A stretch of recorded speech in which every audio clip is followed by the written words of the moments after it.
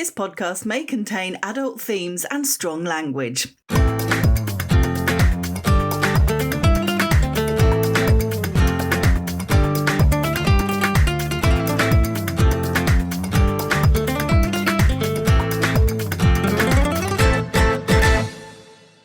Hello and welcome to episode 82 of Marbella with him and her. He is PJ Lopez and she is Hannah Murray. I'm a bit snotty. I know, I'm trying to keep my distance. I think I'm over it now. I've just got a little bit of the remnants. I mean, it went quite quickly, to be honest. It wasn't really a big cold. Except now I have a bit of a headache and a tickly throat.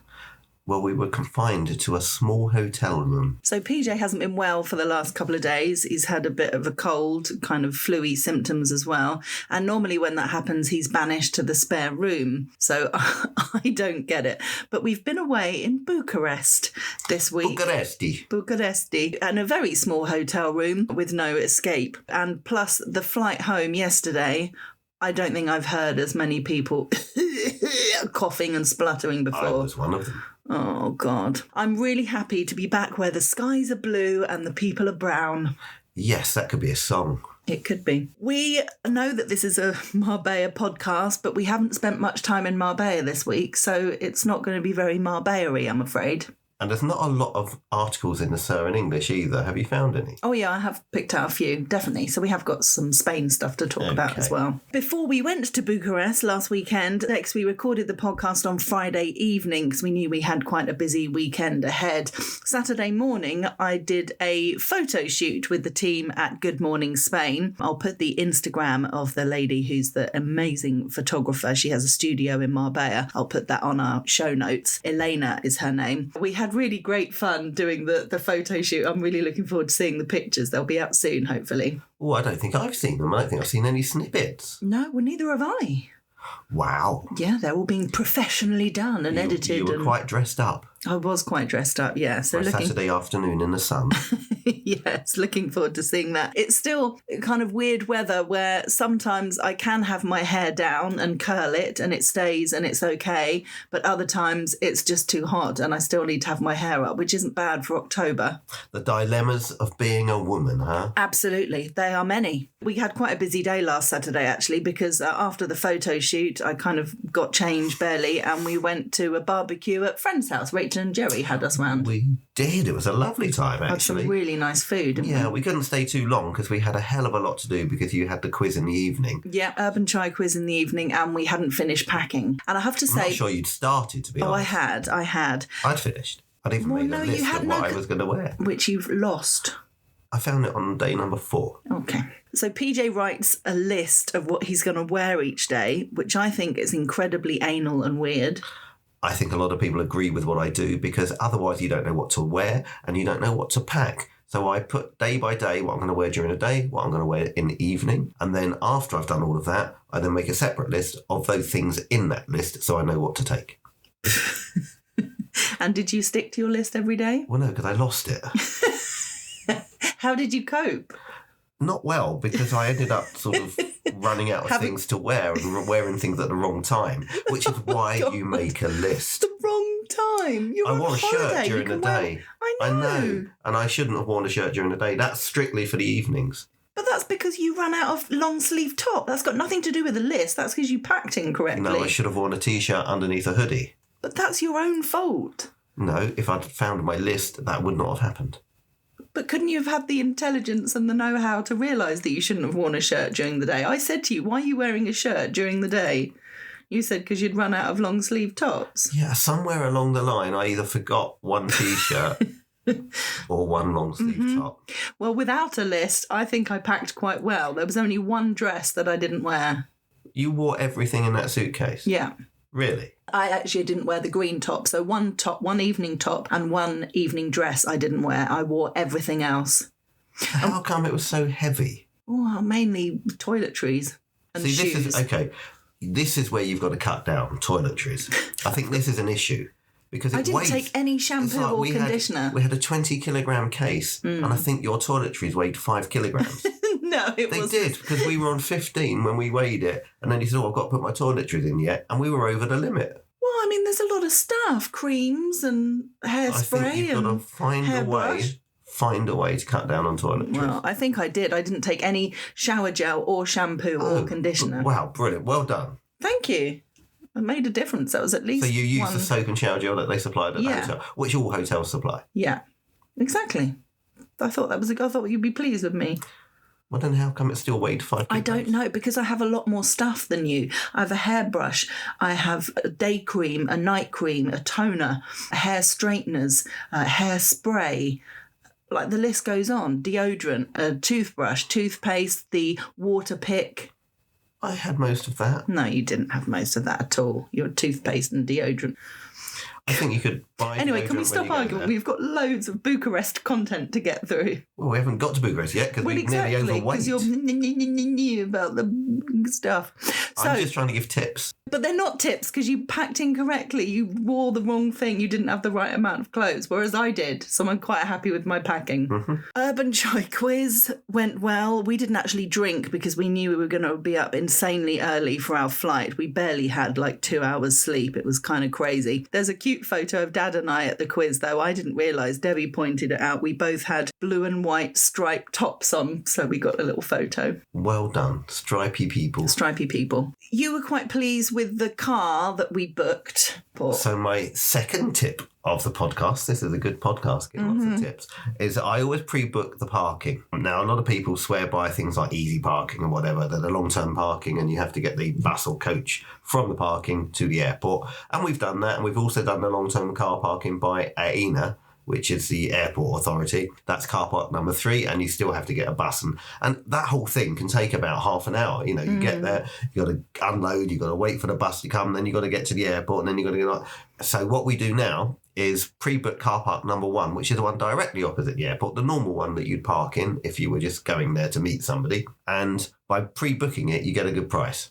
Mm-hmm. It's not as cheap as those, I admit, but the ease when you're there at 3 o'clock in the morning of just walking across the road to the airport is great. And when you're coming home again, you just have to walk across the road and get in the car. Yeah, really good. So you don't have to wait for any buses. We did it from Saturday or Sunday morning at 2 a.m.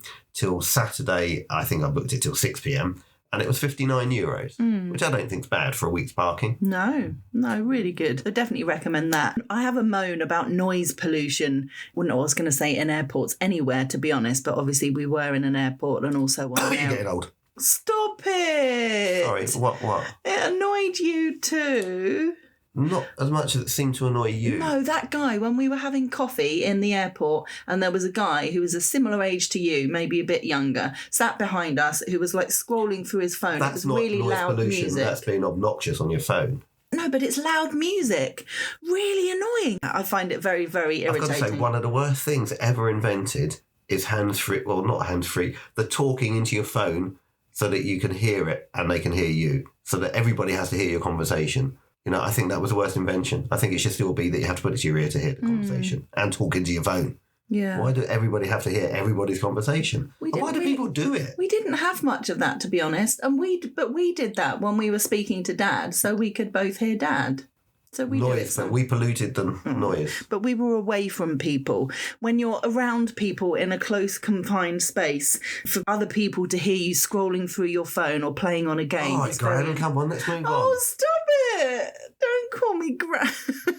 I'm never going to be a Gran. I just wanted to point out that it's adults as well as kids, not just kids. We were very pleased with the Ryanair bag drop. Thought it was really, really easy because we had to add an extra bag because we found packing really quite difficult because we were going to a cold place and leaving such a warm place where we were living in shorts and vests. Well, you weren't wearing vests, but you know what I mean. And suddenly we had to get all our winter stuff out and we're packing jumpers and jeans and hoodies and we couldn't fit it all in, could we? When we booked during the height of summer, so it was really hot here. And it was also quite hot in Romania. I mean, it was the week before. It was 26 degrees, which meant that we could have probably got T-shirts and shorts and things. But it changed very quickly. There was rain when we were there, which we'll explain later, and the temperature dropped quite considerably. So there's no way we could have worn shorts. Or T-shirt. Well, I did wear T-shirts under hoodies, but at the same time I needed hoodies, which weigh a ton.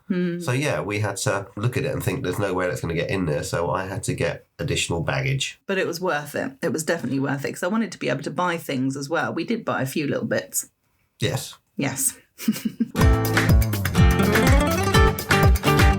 As we started to explore Bucharest, we found a beautiful art museum where everything was made of glass, and we walked in, and straight away on the left-hand side was this massive peacock on the wall, and right next to it, a massive butterfly. So these are the signs for my mum. I have a peacock tattoo on me and a butterfly tattoo because, for various reasons that I won't go into now, peacocks and butterflies are definitely the sign for my mum. And we saw peacocks everywhere. Yeah, that was just the start of the peacock journey, wasn't it? I mean, it was just non-stop after that. It was really unbelievable. We found a little Irish pub. We didn't realise it was an Irish pub, but the first place we stopped at for a drink was an Irish pub. I had a Guinness. You did. We shared some food, and it's quite similar to the Spanish dish of broken eggs, which we've talked about before, which is basically... Huevos rotos. Yes, which is basically chips, some bits of bacon or ham, and fried egg. And this one was very similar to that, but it also had cheese, crumbled Romanian cheese on top, and it was delicious. So while we're talking about Romania and Bucharest in particular, the language, very, very similar to Italian. A lot of the words are quite Italian. So the word for square in Romanian is piata, Piata. But when they pronounce it, it's pronounced piazza. And then there was lots of de la. I mean, we went to see, which we'll come on to as well, Ceausescu's house, but it was called Ceausescu Casa. And if you read them, you could make out what they are. So it's not what's the word? Latin. No, slow. Slovak. Slovak. Is that the word? Don't know. That word. Anyway, it's quite easy to understand. And before we carry on, I just wanted to say Uber in Romania. Yes. It's so cheap. So cheap, wasn't it? We rarely paid over a tenner for a journey. From the airport to where we were staying, I'd say was a good half an hour journey. At least. And it was about 12 euros. Yeah. And that was more expensive than some of the others. I mean, it was really, really good value.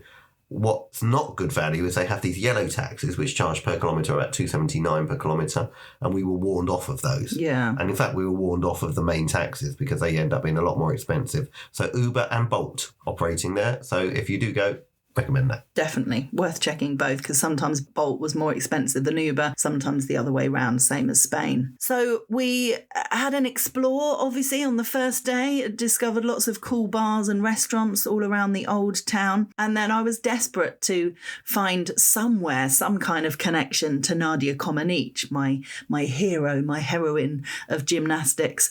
And I had read before, I'm sure, that you could visit the gym that she trained in. But then the more research I did once we were there, the more it came out that you couldn't visit the gym that she trained in. And the main gym that she trained in was in Ornești, which is a different part of Romania where she grew up. But eventually we managed to find that there was a clinic that she opened for children, which was shut on the day that we were looking, but we went to see it. Clinica Nadia Comaneci. And it was so nice to be there, even though it was shut. It was really emotional just being in Romania and seeing her name. And you did some gymnastic moves outside of the clinic. I did. I tried to lift my leg up with a straight leg, which I kind of did, and I did an arabesque and held my leg from the back, and I did when after you finished a routine and you have to, what's it called? Star jump.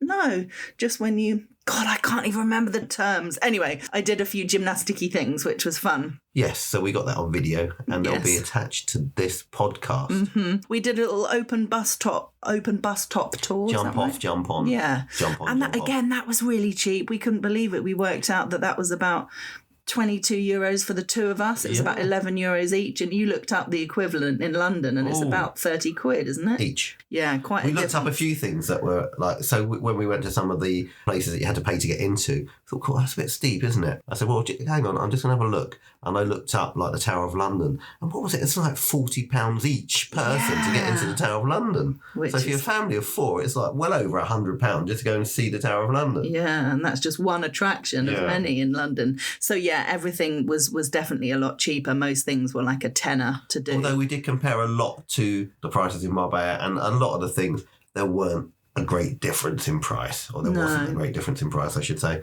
Drinks and some of the food and things generally, other things like taxis and things like that were a lot cheaper. So you made up for it in other places. Yeah, it made a big difference where you ate and what you ate and things like that. You could go to restaurants and get plenty of meals that were around 10 to 15 euros.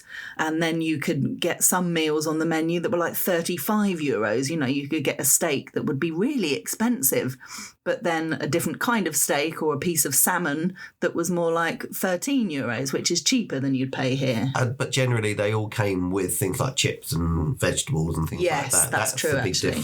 Yeah, there was never a place where you ordered steak and that was all you got. You always got everything else with it. And you've got to remember, we were in the capital city of Romania. So, any capital city is going to be more expensive than if you go to a village, I should think. Yeah. So on this bus tour, for the first part of the day, it was really nice. And then suddenly the weather changed and it was absolutely freezing, wasn't it? Well, we were sitting upstairs in the open top bus and then we moved downstairs. Yeah, we did. My goodness. There's an Arc de Triomphe in Bucharest, which looks exactly like the Arc de Triomphe in Paris and has a similar meaning. And I think you'll find there's a lot of Arc de Triomphes in different cities around the world. For our first night, we went Greek and we had a ridiculously large gyros, which was yummy. It took a while it was difficult to eat and it had plastic cutlery and I broke it. Yeah, because it was really hard to eat. The bread it was in was like huge. Yeah, it was unnecessarily large. We could have shared one quite easily. And I think it had like a tub each of tzatziki in each. Yeah, it was a bit gross, but it was kind of nice. We discovered by chance like an Irish quarter. We were wandering round at night and then we were like, oh, there's an Irish bar. Oh, there's another Irish bar. Oh, there's another. And there was suddenly loads. So there's an Irish section. There was even like the Guinness storehouse. No, so it was the gates to the brewery. St James's Gate. Yeah, and it literally said St James's Gate. So we took a photo of that. We went to a place that had a bit of an identity crisis. It was called Big Ben Pub and there was an English telephone box there, but then there were Guinness signs everywhere. And the lettering was in the style of Irish writing. Yeah, and you had an Irish car bomb, which is a very bizarre cocktail. Yeah, and not something that you'd probably want to call a cocktail, especially in an Irish pub. We thought it was really odd. So apparently an Irish bomb... car bomb. No, an Irish bomb is a drink, which is Guinness with a Irish whiskey in it. But what they did is it was a shot of Irish whiskey and a shot of Baileys, which made it the car bomb. But it was a bit of a car wreck, to be honest, because I put them both in the Guinness and it curdled. Oh, it looked horrible. Didn't taste that good either, to be honest. Oh, no. Oh, dear. And they were playing French music. Yeah. It was like all over the place, wasn't it? It didn't really know where it was from. We were sitting outside and it started to rain and we thought, this could be a pub in England or Ireland. Yeah, now it's making us feel at home. Yeah. We were a bit peed off with the guy who served us, something they did in a lot of places in Romania. When you get your bill, so it says how much the total bill is, and then it says how much you pay if you're giving them a 10% tip, how much you pay if you're giving them a 12% tip, and how much you pay if you're giving them a 15% tip. All of these are optional, obviously. You don't need to do any of those, or you could do more or something in between or whatever. And the first couple of places we went to, we sort of felt compelled to give a tip. And then we were like, hold on a sec, we don't need to pay 10% every time we go somewhere for a drink. If the service has been great, then of course we will. But we're going to end up spending loads of extra money if we're tipping each time when you don't have to. And not when we're getting food, it was just... Yeah, it was just drinks, yeah. So this particular place, a guy came along who hadn't served us our drinks. He just brought us our bill. And the service wasn't great, actually. We had to ask about 3 times to get the bill. And he came along and he said, you can tip 10, 15 or 20%, I think this place was, even more expensive. And I said, no, it's okay, thanks, we'll just pay the bill. And he went, oh, you're not going to tip? And he said, it made it quite a big thing. I don't work for free, he said, or something. Or yes, that's exactly what he said. Really rude. So we didn't go back there again. No, we didn't. And we wouldn't recommend you go there either. No. Big Ben pub, nah. No, if the service was good, we would have done, but he hadn't done anything, so... Well, the service wasn't good anyway. We wanted a seat, they didn't give us a seat properly, then we were in the rain, and it just wasn't great. No. There's a real coffee shop culture in Bucharest. Everywhere you go, there's loads of little coffee shops, and most of them are tiny, with barely enough room for a couple of tables. But some of them are great, weren't they? We had some couple of really... The one that we went to on the last day and the first day, which was called Sphinx, had great coffee, and they give you a bottle of water or 2 glasses of water water with it, which I think is a great idea. So you're always rehydrated. And the first time we went in there, the first morning, so he did some kind of coffee art. Oh, yes. And put these 2 coffees in front of us. The one that he put in front of you had the kind of hearts on it, getting bigger, the sort of typical style that you get in coffee, really beautifully presented. And then he put one in front of me and he'd done a peacock. Yeah. That's the second peacock of the Unbelievable. And he did some great bread. We had peanut butter bread. We had banana bread on the last day. Yeah. Both. They look like they're going to be really dry, but oh my God, they're so moist. Really enjoyed that. We visited the Communist Museum, which was an interesting experience. It was interactive, wasn't it? It just meant we had got the chance to dress up. Yeah, which was great fun. She said there's lots of costumes. Please help yourself to try on all the clothes and the hats and things. So we did. Comrades in arms. Yes, that was fun with the fluffy hats and it was the glasses. A bizarre museum, really. But you learned a lot more about Nadia Comaneci there as well, about how she escaped. Yeah. And because as we said, there's not a lot of stuff about her in Bucharest, and you think that there would be, because she was the star of Bucharest. She was the Romania. Of Romania. But it seems like the people weren't for her after a while, because I think she got a lot of privilege because she did so well. But it wasn't really privilege because they didn't allow her to travel. She was banned from going overseas because they thought she would escape. Yeah, it was very weird, wasn't it? They thought that she had this amazing life because she was privileged and successful, but actually it was the opposite. She had no freedom at all. That's why she escaped. And she did it one night. So she did it with some other normal people that were trying to get out of Romania. Her brother and sister-in-law. His wife, yeah, they set it up. And I think, did they all go together? And overnight. And, she says in this whole story about it, is that she feared that she was going to be shot in the back. Yeah. Until she actually got safely across the border, she didn't realise she was going to make it. Yeah. So, it was quite horrific. It was sad, wasn't it, reading it? And interestingly, in this museum, it was set up as a typical home, a typical apartment in Bucharest in the 70s and 80s.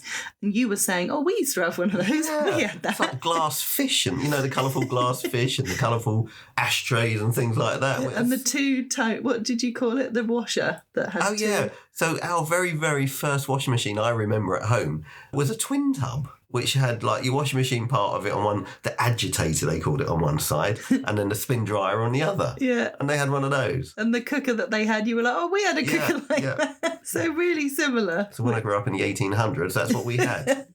It was a real kind of snapshot of the time, wasn't it? It was fascinating. We had a delicious lunch that day. It took us quite a while to get there because we didn't realise this was a chain. It was one of the restaurants that was recommended because I did quite a bit of research beforehand. It was a chain called, I'm not sure how you pronounce it, Ciobari. Ciobarie, and it's basically a place that does soup. It's a soup kitchen. Soup kitchen, yeah, which obviously Romania is very famous for. So we had to try it, and we went to this place, and it was gorgeous. Yeah, so we got on the metro. We travelled for miles to get there, didn't we? We walked up streets. We had Google Maps on to find it, and we got there eventually. And it was in quite a nice quarter, wasn't it? Quite an officey quarter. There was lots of businesses around, but oh my God! So you had like a Romanian goulash. Yes, so I had Romanian goulash soup, which I'm making today. Yeah. I had a smoked pork and potato soup, which was delicious. Yeah. And they serve it with sour cream, something we learnt on the trip that Romanians love sour cream. So whether it's with soup, whether it's with a main course dish, or whether it's with dessert, you're likely to get sour cream with everything, which is fine. I think it's a great way to have lunch soups. I'm going to get more into that in the winter for sure. And they're really hearty. It's not just liquid. A lot of them have got beans and potato and meat. So it's really filling. Typical peasant food. That's what it is. But it goes a long way. We ended up not having dinner the first couple of nights, didn't we? We were so full from lunch, we didn't actually bother going out for dinner. I did just weigh myself and still managed to put on a couple of pounds. But I think that was the croque monsieur you got me. that alone put on about £3. We stopped and had a cocktail. Well, you had a glass of wine. I had a cocktail at Lido's Brasserie. We have a knack. Brasserie? Brasserie? Brasserie.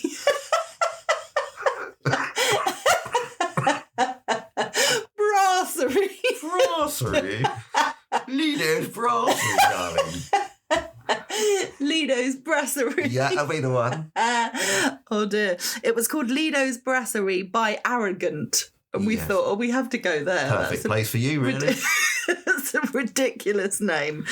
So we did. We went there and had a drink, which was very nice. And then as the it heavens rained. opened. Yeah. And we were like, oh, And you said, let's get a taxi. I said, no, let's walk. And we got absolutely drenched. You didn't let me forget that for the rest of the holiday. No, I wasn't best pleased. It wasn't the first time we were out. Well, it was the first time, but it wasn't the last. We did it again.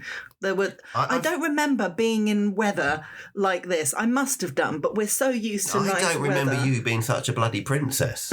I'm not walking in that. I'm going to get wet. Oh, no, it wasn't You've like that. backpacked around Yeah, but Australia. not in weather like that. You've hashed in every weather there is. Yeah, but that's different. What, you don't get wet when you do that? No, but I go home afterwards and have we were a shower. heading back to the hotel. Oh, no, you don't understand. I can't walk there, get a taxi. Oh, stop. But taxis were so cheap. It was ridiculous. Walking in rain where it was really windy and That was different. Wind and the water was coming towards us. We had hoods on. We couldn't put the umbrella up because it was too windy. Our legs were soaked with the water from the rain. It was not fun. It was all part of the Bucharest experience. Yeah, it was, which wasn't great.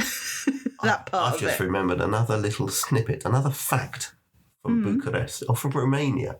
Dacia, D-A-S-C-I-A. D-A-C-I-A. That's what I just said. No, you didn't. You said D-I-S. Anyway, that car, Dacia. yes, is from Romania. Yes. Brilliant fact. It was? No, I didn't know that. That's the fact of the podcast. It's a Romanian car. It is a Romanian car. But they're everywhere. Yeah, no, they are. Most of the taxis we got were Dacias. One of our coolest days was a day trip to Transylvania, which which had to be done. It was very kind of alpine, wasn't it? All the buildings and ski.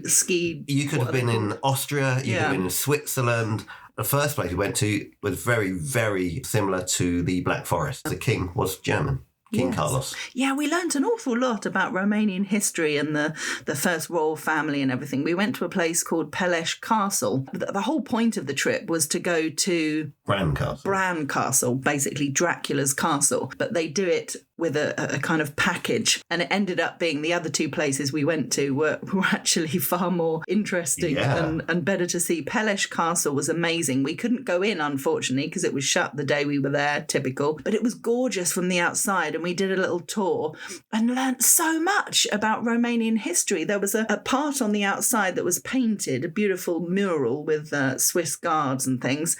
And he told us that it was Gustav Klimt's, the guy who did The Kiss. It was his first job at the age of 18. So, yeah, we saw his first proper official painting. Yeah, and Peleș Castle was the first building in the world to get heating and an electric lift. Yes, we learnt that as well, didn't we? Yeah, so it's where the royal family lived. Yeah, King Carlos I, who was from Germany, and Elizabeth. Yeah. But it's not spelled E-T-H, it was E-S, isn't it, Elizabeth? We also learnt that the currency of Romania, lei, which is L-E-I, actually means lion. And they brought that in as well. They brought in the first currency. There were lots of lions around this whole castle, wasn't there? Yeah. And another thing I've just remembered, which was really sad, there were lots of statues of children. All with the same face. Yeah, because they said, unfortunately, the couple, they had a daughter who died at, was it 3 years, 7 months, I think she was? Yeah, of scarlet fever. Yeah. So all the statues of children around their property, around this castle, used her face, which was so beautiful. And really sad at the same time. Yeah, really sad. We visited a place called Brașov, which is a stunning place. It does look like you've just stepped into a fairy tale, doesn't it? The whole town itself. Explain the toilet signs. Oh, how do you explain those toilet signs? Well, they basically showed you the hip area, I guess, of a man and woman, and the woman's hips protruded slightly larger than the man's, and in between the woman's legs there was basically a martini glass. So it's a wine glass. No, it was a martini glass because the shape of the top of the martini glass is triangular, which suggests the female anatomy. And between the man's legs there was a what looked like a bottle, which again showed the shape of The male anatomy. It was very clever anyway. But you still managed to go in the wrong one. Yeah, I did, didn't I? Did I or did you? No, you did. I didn't. I know what my vagina looks like. Stupid signs. I mean,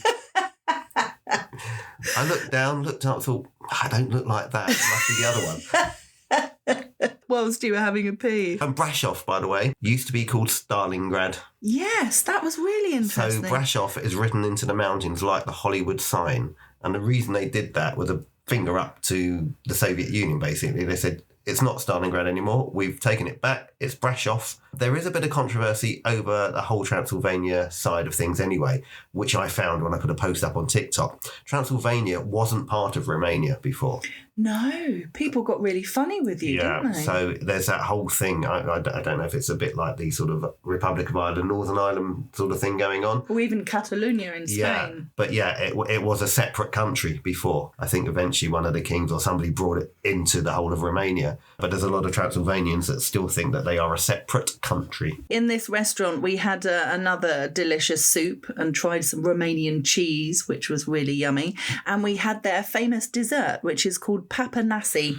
Oh, yes. I think that's also where the extra weight came from. Yeah, probably. We only had it once and shared it. But it's basically an inside-out donut. Yeah. So they're donut balls. Yeah, but there's nothing in it. In the outside of it, they put loads of jam on top of it, and then on top of that, loads of sour cream. And it is gorgeous. It was really, really nice. And it's hot, isn't it? Yeah, delicious. We went to Bran Castle and were really excited to see it, but it was a bit underwhelming, wasn't it? Not a bit. It was very underwhelming. This was the home of Vlad the Impaler, a.k.a. Dracula. And there wasn't much reference to Dracula. No. And then when we got there, it's like, if you want to see his torture chambers, you have to pay an extra tenner or something. It's like, yeah, we're not that bothered. No, we weren't that bothered. We got some nice souvenirs. Yeah, but yeah, it's just, and it wasn't that sort of gothic. It wasn't that sort of scary. No. Just not a lot to it. We toured all round it and we were kind of looking in each room going, there's a bed in there. Yeah. The chest of drawers in there. I think they could have made a lot more of it. Definitely. On the way back, because it was a good few hours out of the city, this trip on a bus that we did, an organised tour, we wanted to mention them actually. It was One Excellence Tours. Yes. They were really, really good. So if you ever go to Bucharest. Book it online. Yeah, definitely recommend them. And he pointed out the Nevermore Academy for anyone who's watched Wednesday as we were driving past. That's where. Yeah, we had to sort of look up in between buildings and we were going, you could see it. Basically, can't remember how old it was, but it was the Prime Minister at the time. I think this is going back to when all the kings and queens were there, and he was pissed off because they all had nice palaces. He was very rich. So he built the most expensive property in Romania, which was this, which has been used for the Nevermore Academy. Yeah, we got a glimpse of it. They've added some effects on it, so CGI on Wednesday, so they've got more towers and makes it look a bit more spooky, but it is definitely the place that they film it at. Really cool. And something which I thought was a real shame, you know, when you're in the countryside going through Romania and really trying to soak up the culture, I noticed how every single bus stop, which most of the time was a kind of wooden shack with a bit of sheltering, was sponsored by either Coca-Cola or Pepsi. And, you know, we know those two companies want to take over the world, and, you know, you go to a lot of restaurants and cafes and they've got Coca-Cola branded signage, umbrellas, chairs, napkin holders, you know, everything can be Coca-Cola because they come along and they say, oh, we'll provide all this stuff for free. And then obviously they're getting free advertising, so people don't need to buy the furniture and stuff. Very clever and also kind of evil, I think. So it was in the right place near Bran Castle. Yeah. So I just thought it was a shame that every single bus stop there wasn't any other advertising on it. It just had a massive Coca-Cola sign. And they even had flags, didn't they, randomly through the streets. Yeah. Big flag poles with Coca-Cola on it. Very bizarre. Yeah. You did forget to mention something in Brasov. The narrowest street. Oh, yes, I've got it here. Yeah, one of the narrowest streets in Europe. And it was narrow. We walked up it and we walked down it. And it was created because there was like similar thing to the Great Fire of London. There was a fire there and the whole town burnt down and loads of people lost their lives. And it's because they couldn't get the fire trucks into the place. They literally had to go halfway around the town to get the fire trucks, or whatever they're called in those days, and to be able to put the fire out. So they built this narrow street, which is just really for the fire trucks. It went from the old firehouse. You wouldn't get fire trucks down there. No, it's not fire trucks. It was We're talking about horse and carts, that type of time. They obviously had trolleys that they could run down with the pipes and stuff and hoses. So that's why it was built. Yes, and covered in graffiti, but our guide told us that it's not illegal to graffiti this street. Yeah, so it's encouraged because people leave little messages, yeah. And then we also saw some of those love locks as well, people leaving padlocks as well. So yeah, interesting street. We had a sushi restaurant nightmare, didn't we, one of the evenings we were there? So you know when I mentioned earlier that Hannah was a bit of a princess? This was one of those nights. I want sushi. Oh, stop it. Stamp the foot. The bottom lip went out. Stop it. That sounds awful. I didn't do that. Is that not what happened? No, stamping my foot. People will think I'm horrible.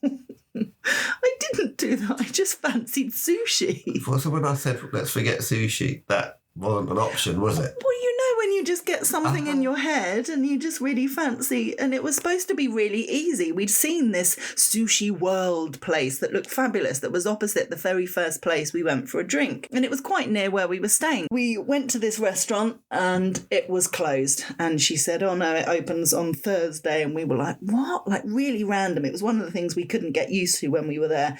A coffee shop would be closed at 11 o'clock in the morning, or a restaurant would be shut at 9 o'clock at night. It kind of made no sense. No, there were some very random opening and closing times. Yeah. So we were really annoyed that the sushi place was shut. There was a girl who was standing outside the bar opposite, and she said, oh, there's another sushi restaurant near here. And we were like, oh, thanks so much. And she told us the name. We found it on the map, and she told us the way to go. So we're walking up in this direction. I'm looking on the map, and I'm like, it's not in this direction. It's in the opposite direction. So we went past her again and said, it's actually this way. She was like, oh, sorry. And then we walked quite a way. It was pretty chilly. We eventually got to said sushi restaurant, and it was a takeaway place. It wasn't a restaurant at all. There was nowhere to sit whatsoever, and we were like, oh my God. So I'm Googling to see where the nearest sushi restaurant was, and it was about 20 minutes walk, wasn't it? And we walked. Did it.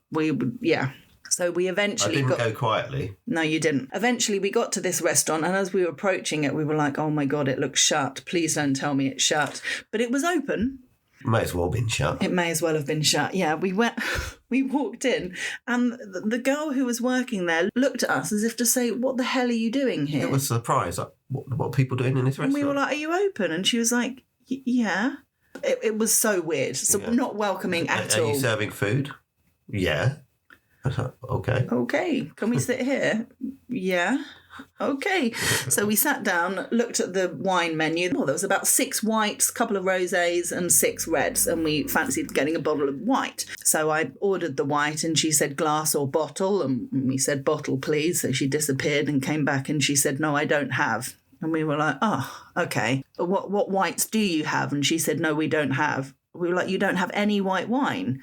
And she said no. So we were like, okay, we'll have a bottle of red then. No, I don't have. And we were like, you don't have any white or red wine in the restaurant? No, we don't. Okay.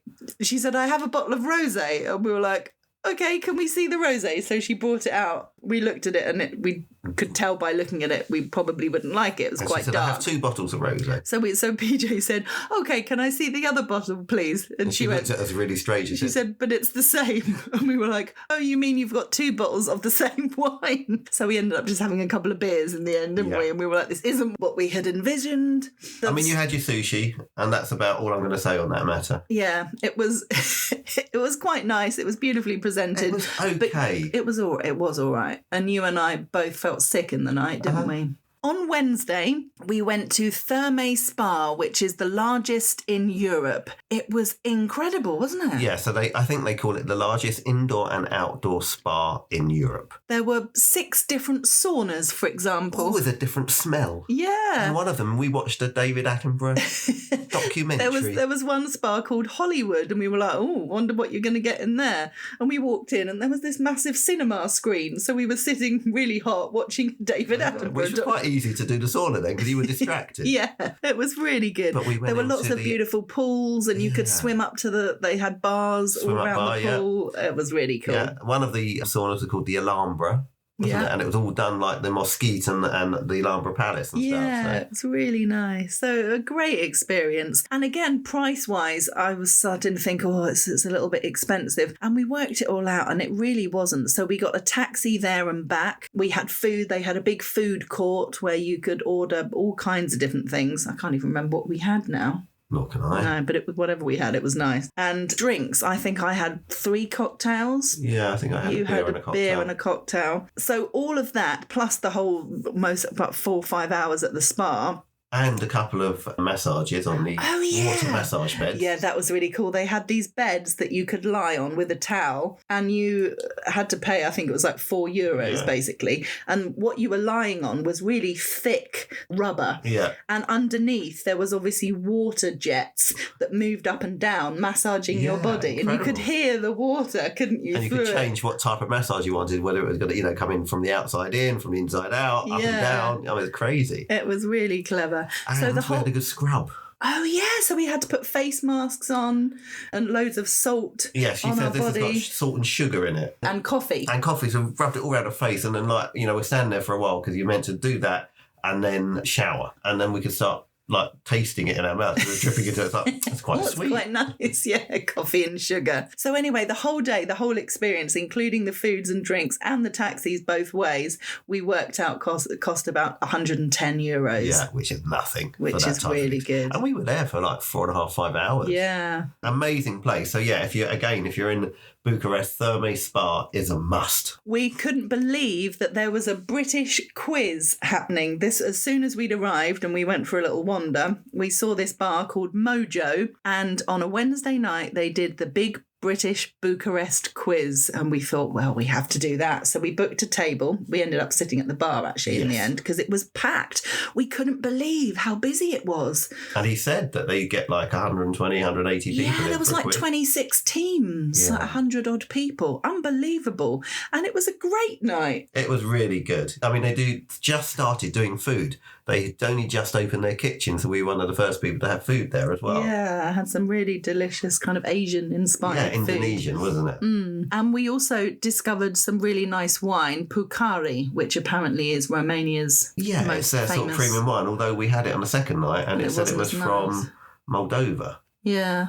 Didn't Maybe quite the understand Moldovan one is not the same as the Romanian. Maybe. But as well as the quiz, they did various other things. One of the things they did, which was really cool, was like a spin the wheel thing. So they put the names of every single team into a computer, and then a guy would press a button and it spun round like a wheel, and whatever team it landed on, so it's completely by luck, so this was separate to the quiz, whatever team it landed on, they got their evening for free. So it could have been 2 people that had shared a bottle of wine and that's it, or it could have been 6 people who had a load of drinks and they all had food and they would have got their evening for free. So a really great idea. It was a team of 6 who'd had quite a punchy night, I think. Yeah, they did quite a few different types of quizzes. They do a speed quiz, which is all done on iPads and stuff. Which sounded really fun. And we played bollocks bingo. Yes. That was clever. So we each got a bingo card kind of thing. And with normal bingo, you want your number to come up. But with this, the winner, so it's kind of like pointless, that concept. So you actually won if you didn't have any numbers come up. So it starts with everybody standing up. If a number is called that you have on your card, you have to say, oh, bollocks, and sit down. And I got to the last 5 or 6, didn't I? I thought I was going to do it. And then I bollocks and had to sit down. Yeah. But that was fun. We weren't doing that great on the quiz. There was one round on Love Island Romania. Yes. Because quite a funny idea. The team that wins each week. And I was wondering if I could introduce this concept at the Hogan stand. But I don't. Yeah, exactly. I don't know. I'm going to ask people. But the team that wins each week gets to choose a subject for a round for the quizmaster to come up with for the following week. So it could be England cricket from 85 to 95. It could be Crystal Palace. It could be, I think it might be fun 80s music. It could be anything. And basically the team that won last week picked Love Island Romania, which most people who were at the quiz hated and didn't watch. So it was incredibly difficult. And the guy who does the quiz, he'd never seen it. So he said it was the hardest round that he had to come up with. So he made it multiple choice. So therefore, if you'd never watched it, you could still have a guess. So it would show you a couple and say, what is the age difference between this couple? Is it 6 years, 11 years, 14? And who's older, him or her, and all that sort all of this thing. kind of stuff.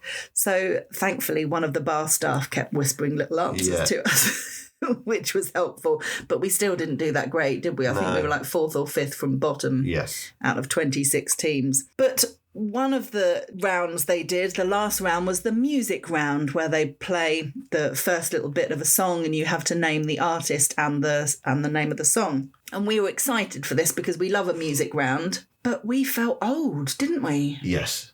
So the average age, I reckon, of the people quizzing was probably about 30. And I'd say the average age of my quizzers is probably about 50.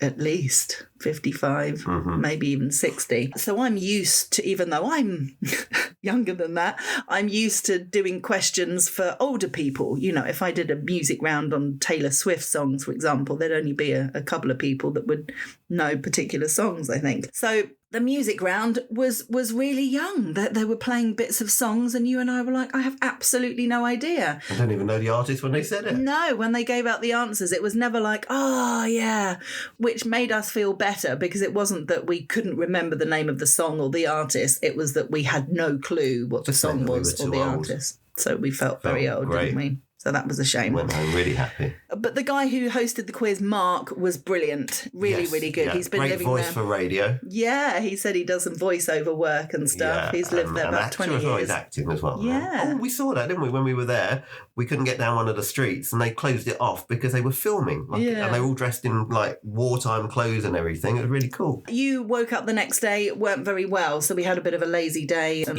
watched The Hack. Needed a day in bed watching the iPad. We watched the whole of The Hack, didn't we? Which was really good. I recommend that too. David Tennant about the news of the world hacking. Yeah, all these phone tapping and stuff. So really shocking. And it rained solidly for 2 days, the last 2 days. That was the rest of it then, wasn't it? Rain, rain and rain.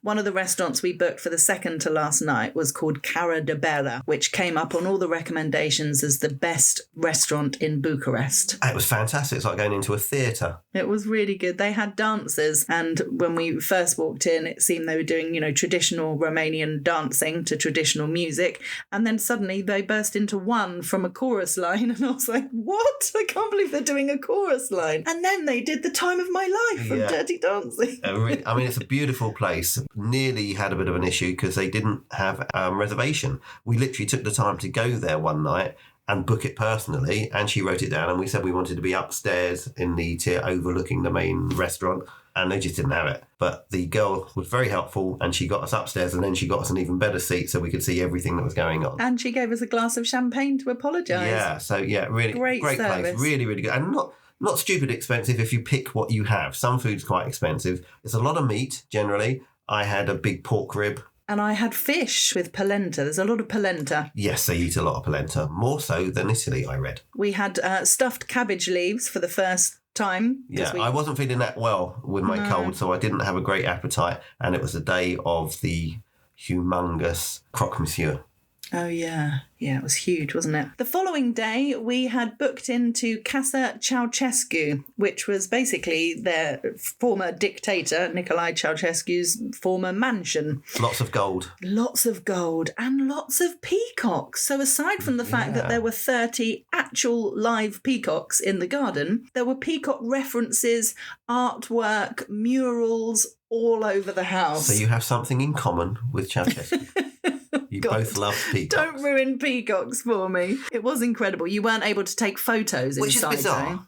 Really weird. I can only assume that they just don't want to let people outside know how opulent this place is and still is. It hasn't been open that long to the public. The children were never given any money from his wealth. Obviously, they were cut off immediately. But obviously, as you may or may not know, the Ceausescu's, husband and wife, they were executed, having had on Christmas Day, 1989. A bit of a kangaroo court, found guilty immediately, taken downstairs the following day. Genocide and various other things. And they lived like kings and queens at the expense of the people, at the utter expense of the people. People lived like peasants and had to pay for their beautiful houses and everything else. Yeah, interestingly, it's quite shocking. There's photos of him meeting the Queen, Elizabeth. There's photos of him meeting Nixon. I mean, he literally met all the heads of state. We also visited the Palace of Parliament, which is an insane building. It said on all the literature that it was the second largest parliamentary building in the world after the Pentagon. But we did a bit of a tour and he said, as of recently, as in earlier this year,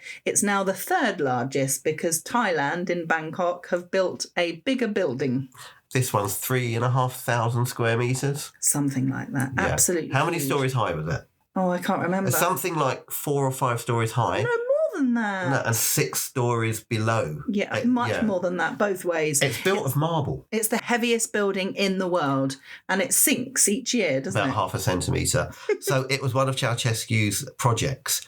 And again, at utter expense, it was all from the people who had to pay for this.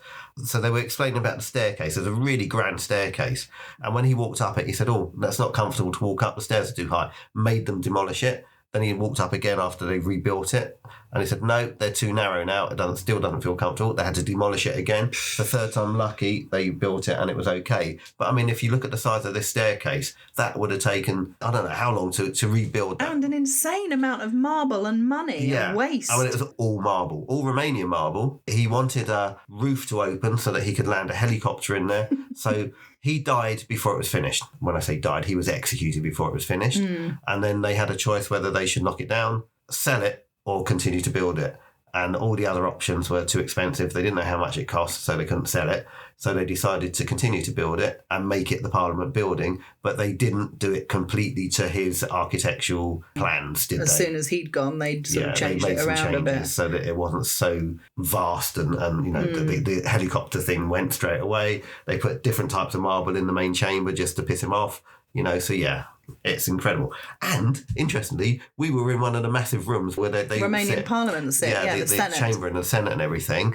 And you can rent it for like €1,500 for a day. So cheap to rent. Yeah, bizarre. We had also booked a restaurant for our final night called Hanu Lu Manuk, which is the oldest restaurant in Bucharest, over 200 years old. It was an incredible place. We got a taxi because it was absolutely pissing down with rain, and I wore heels for the first time, as it was our last night. And we had dinner in what was their wine cellar. So it was like a cove, basically. That was gorgeous, wasn't it? They were singing when we got in there. Traditional, well, I say traditional. Well, we thought it was traditional, and then we realised it was bloody Demis Roussos from Abigail's Party, Forever and Ever. I couldn't believe it. Great food again. And we were very careful what we chose because we didn't want loads and loads of food. We were flying the next day as well, so we didn't want to be full up. But we had stuffed cabbage leaves again. And They're famous skinless sausages. Yes, which we had to try. So you get a mustard dip with it. And that came with chips. And that was great. Wasn't stupidly expensive. No. So, yeah, we've done some really good food places. Really nice food. We were ready to come home, though, weren't we? We really were. Well, we missed Marbella. Yeah. We missed the weather, that's for sure. And we realised, and again, bear this in mind, if you do something like Bucharest, you don't need a week. No. We'd already decided we want a week's holiday, and it just so happened that Bucharest is where we chose. But we could have probably done it all in about 4 days. Yeah, definitely. It was nice to have a break, but yeah, I mean, again, the weather, raining for the last couple of days, wasn't much fun, was it? And when we were flying home, we flew over Croatia, and we could see that looked amazing. That looked really nice. We've earmarked that for a possible trip. Yes. But this weekend has been the Marbella 4-day walking, which a few friends of mine have done, which is a massive event. It started in the Netherlands, so there's a lot of Dutch people that fly over specifically to do this. So if you enjoy a bit of a walk, it's every October, Marbella 4-day walking. You don't have to do the 4 days. You could just do 1 day or whatever. You can do 10, 20 or 30 kilometres on the Thursday, Friday, Saturday and Sunday. And Debbie and Sylvia are completing day number 4 today. Yes, champions, really. I mean, that's a lot of walking. Really amazing. Well done Especially to them. Especially Debbie had a new hip not long ago. Yeah. And we were looking at their photos while we were sat in the pouring rain of the blue skies, and it just looked gorgeous here. We were like, we want to go home. We love Marbella. We're so happy to be back here. It's such a great place. While we're talking about Marbella, we can't I'm talking about the big story in Marbella, which was the shooting in Porto Banús. Not everything is beautiful and perfect here, but I have read a follow-up story today, as we always thought when these sort of things happen, that it was a Swedish rapper that was shot, but he was involved in organised crime. So it was a settling of scores. And that's usually what happens. What happens. Very rarely do the public get caught up in it. I mean, it was in a very public place. It was in a bar, but there happened to be no one else around when it happened. But I think it's important to say that, like many places in the world, when these sort of things happen, it's generally settling of scores and organised crime that's involved. Absolutely. A couple of articles to mention from the Sur in English. There has been weekend summer-like temperatures, but it says as of tomorrow, there is 100% chance of rain tomorrow in Malaga province. Oh, I'm going back to Bucharest.